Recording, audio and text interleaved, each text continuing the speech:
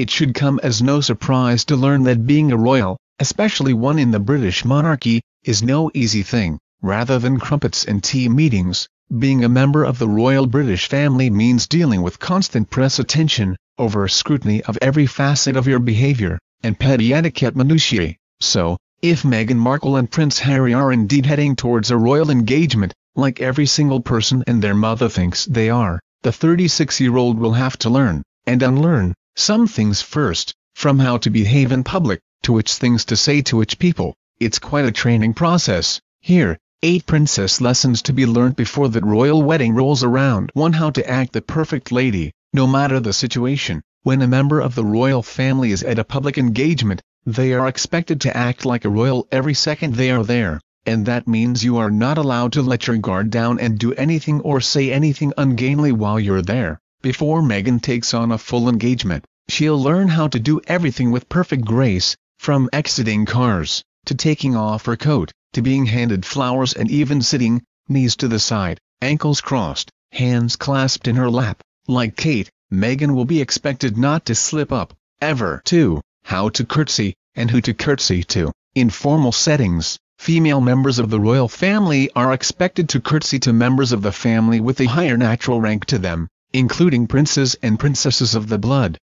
For example, when she is solo, Kate must always curtsy to the Queen, to the Duchess of Cornwall, and to the blood princesses who were born into the royal family, not married into it. Princesses Beatrice, Eugenie and Alexandra. Lower-ranking members like Sophie, Countess of Wessex, and Zara Phillips, must curtsy to Kate. If Meghan marries Harry, she will be required to curtsy to Kate, always. But it's not only remembering who to curtsy to, but how to do it perfectly. The perfect curtsy requires you to bend your front knee, keeping them straight, not sideways, and then sweeping your back leg behind you. Your back must be kept straight, and your head up, and keeping your balance is a mission of its own, especially outside in rain, sleet and snow. 3. How to answer the question, without answering the question. If you've ever heard a royal interview, you'd have noticed that the royals are experts in answering a question, without really saying anything. Like a politician, royals aren't allowed to publicly voice political opinions,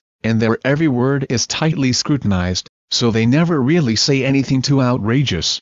Unfortunately, in a public setting, you can't control what you're asked. Unruly children, cheeky royal watchers and aggressive reporters notwithstanding, before stepping out into the royal arena, Meghan will have to learn how to answer a question, without really giving anything away or saying anything untoward. Not as easy as it sounds. 4. How to control your clothing, weather non-permitting. Although Kate has been in the public eye for upwards of a decade, there are very, very few pictures of her having a wardrobe malfunction. This is because Kate has mastered how to control her wardrobe, without even trying. Before leaving for an event, Kate will have added subtle weights to her skirt hems so they don't fly up. She will have secured her hair with an invisible hairnet to keep her hair from unraveling. She will have fastened her hair to her hair with pins and spray, so it doesn't fall off. And she will have taken flash photos of her outfit to make sure nothing is too sheer or reflective for the press cameras. 5. How to school your face. Unless she is at Wimbledon or a fun sporting event, Kate hardly ever makes unprincessy faces. That means yawning, gasping, frowning, or making any other awkward faces is off the table for Meghan. This is not only to make sure the press don't get a hold of any untoward photos, but also to project an image of poise and composure at all times. 6. How to talk like a princess. Unsurprisingly, talking like a civilian is much different to talking like a royal. When Meghan is talking to other royal family members, or to the press, she will be expected to sound a certain way. For example, Meghan will not say "excuse me" or "sorry," but rather "pardon."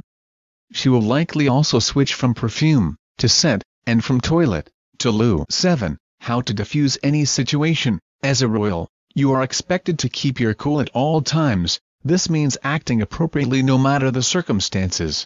Both Kate and Meghan would know what to do if someone says something out of line to them, and how to react if someone reaches for their hands or touches their person. A big no-no. Kate always carries a clutch or bouquet to discourage people from touching her. They will likely also know how to work through minor situations, like what to do if the baby they're holding cries, or they drop something. or trip, or say the wrong thing. 8. How to master general, elevated etiquette. Lastly, royal etiquette is a far cry from regular etiquette. Before Meghan becomes Duchess Meghan, she will need to have all the basics down. This ranges from knowing her formal cutlery, to how to behave at a state banquet, stand when the Queen stands, stop eating when she stops, etc., to how to address certain people. She will be required to address the Queen as Your Majesty, for the first instance, and then ma'am after that.